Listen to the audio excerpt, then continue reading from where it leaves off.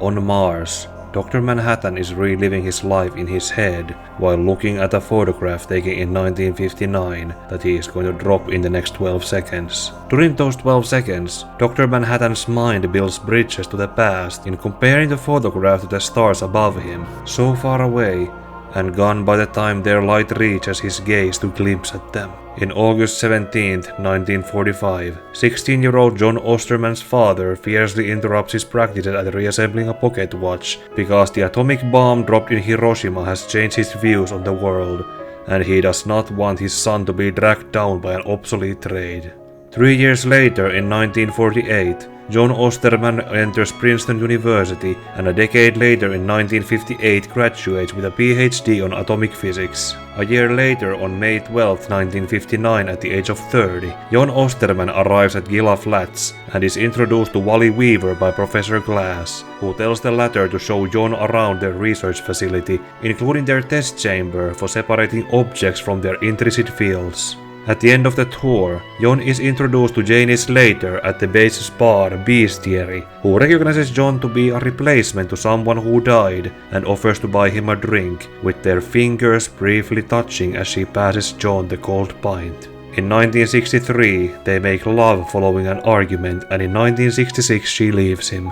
In July 1959, circumstances lead John and Janie visiting an amusement park together and get photographed when mistaken as a couple. During the day, Janie's watch band breaks and is stepped on when falling to the ground, leading to John offering to fix the watch, with the circumstances leading to them making love in a hotel room for the first time. In 1959, he makes her feel bliss. In 1966, he makes her cry while packing her bags. In 1985, Mars is about to experience a meteor shower. In August 1959, John has fixed Janie's watch but forgotten it inside his lab coat inside the IF chamber. Entering the chamber the moment before it activates traps John inside to the horror of his colleagues, which John then shares when told the unspeakable result the chamber has done to 14 concrete blocks. Janie, unable to witness what will happen, flees away, leaving John to remember her touch from the drink they shared on her watch, as the light of the chamber begins to tear him to pieces. In September, John Osterman is given a funeral service with nothing left to bury. In October, Janie places the snapshot taken of her and John to the board of the bestiary, as the only photograph left of him. In November 10th, a circulatory system is seen walking through the kitchen, and on the 14th a muzzled skeleton screams for 30 seconds before vanishing. In November 22nd, John Osterman is finally able to reassemble his physical body like a broken clock, and manifest in the cafeteria with a flash of his ultraviolet light causing sunburns to his witnessing colleagues. By Christmas 1959, Janie is still uncomfortable with how John is now existing, and he lies to her comfortably while hearing angry shouts in 1963, followed by sobbing in 1966. In February 1960, John in his new form is documented for marketing purposes, and choosing the hydrogen atom as his symbol gets John branded with the name Dr. Manhattan. Under this name, John is conscripted by the US government as their new superweapon, embraced by the masked vigilantes like Captain Metropolis and the former SEAL Spectre 1, but their cheers do not impress John much. In June 1960, John as Dr. Manhattan is introduced to these masked vigilantes, and by November he has been named as one of them, so Pentagon has Dr. Manhattan fight crime against Moloch's underground vice den. In September 1961, John is congratulated by President John Kennedy at the White House, while foreseeing his death coming 2 years later in Dallas. In May 1962, John is attending Hollis Mason's retirement from vigilantism party and being told that Mason plans to focus on fixing cars after having felt obsolete with John existing as Dr. Manhattan, causes John to unintentionally make him feel even more obsolete by revealing that electric cars are coming and Mason knows nothing about them to be able to fix them. In 1963, President John Kennedy has been shot just as John had foreseen him to be, and the angry shouts he had heard are revealed to be Janie Janie calling him out for having done nothing to stop it from happening if he knew, which John is able to handle by going through the motions he has foreseen with a gift to Janie. In 1964, John and Janie are attending a meeting with other costume vigilantes, and she catches him looking at a younger girl he foresees being with after leaving Janie in the future. In 1966, John cheats on Janie with Lori and passively lets her vent her anger against him while packing her things intending to leave, as John has seen long in advance. In 1969, John learns of the death of his father, who was never informed of John's rebirth as Dr. Manhattan a decade earlier. In 1970, John and Lori move into their new apartment as a couple, and John allows the public to know his real name, not seeing any purpose in hiding it anymore with his father's passing. In January 1971, President Nixon asked Dr. Manhattan to intervene in Vietnam before learning of the passing of his old colleague Wally Weaver. In March, he is reintroduced to Edward Blake the comedian in Vietnam, whom John recognizes perfectly understanding what the Vietnam War implies about the human condition, and does not care. In 2 months, Dr. Manhattan has managed to cause the Viet Cong to surrender in a fashion best described to how the Japanese were reported to the atomic bomb in Hiroshima.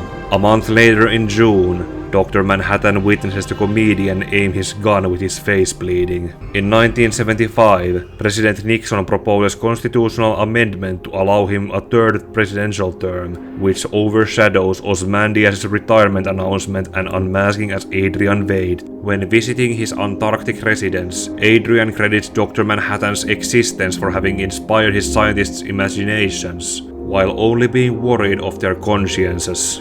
In 1977, Dr. Manhattan with Lori as Silk Spectre 2 are handling rioters in Washington during the police strike protests, and after asking nicely has failed, Dr. Manhattan teleports all the rioters to their homes, with 2 cases of heart attacks being reported. By August, the Keene Act to illegalize vigilantism has been passed to force masked vigilantes into retirement. Dr. Manhattan and the comedian are exempt by working for the government, while Lori retires contently along with the new Nite-Owl, but Rorschach leaves a dead multiple therapist outside the police headquarters as his way of refusing to retire. In 1981, Dr. Manhattan and Lori move into Rockefeller Military Research Center, which is well equipped for scientific work but lacks the privacy of a home. How would Lori enjoy Mars? They walk in New York. In 1959, a chain of events leads to Janie's watch getting broken, just like a damaged pocket watch on the cover of Times magazine in 1985 commemorating the Hiroshima week. Hands frozen. October 12th, Dr. Manhattan and Lori are informed of Edward Blake's murder. October 16th, Lori visits her mother while Dr. Manhattan attends Blake's funeral, noticing a man leaving roses but does not recognize him. October 19th, Dr. Manhattan embraces Lori while remembering his lie to Janie. Lori leaves Dr. Manhattan, just like Janie did while remembering how they first kissed. On the same day, Dr. Manhattan is accused of killing those closest to him, with the word cancer being whispered anxiously around the TV studio. He is tired of this world, of these people being caught in the tangle of their lives. Collecting the old photograph from the broken frame in the ruined bar, Dr. Manhattan goes to Mars, where time does not exist with clocks, seasons or hourglasses. He rises into the air and begins to grow the world around him, wondering how the bombs falling in Japan and the cogs falling in Brooklyn set his life in this path, or how different things would have been if Janie's watch was never stepped on, leading to John Osterman to leave it in the test chamber, or his father had not forced John Osterman to choose his career. Who is to blame? Who is the craftsman of this clock? Dr. Manhattan stands on the balcony of sand hardened to glass. His photograph lies on the sands below. John Osterman stood on the fire escape trying to stop his father raining cogs on Brooklyn. There is a meteor shower raining on Mars.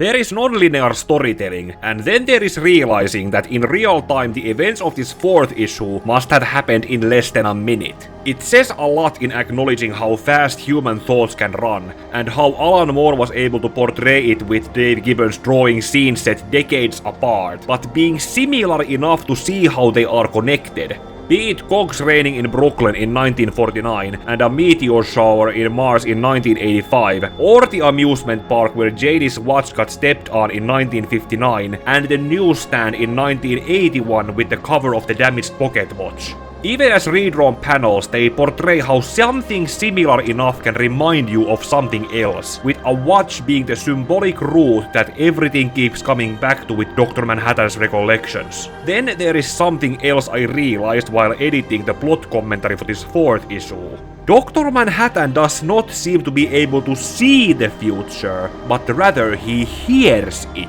Or that is how it comes across in this issue, when showcased after Dr. Manhattan has been rebirthed in 1959, as he describes hearing Jane yelling at him in 1963, and then crying over their breakup in 1966. That actually could be how he knows that President Kennedy got shot in 1963 through the context of why Jane is yelling at him, and that on its own is what is called a predestinational paradox, best explained like this.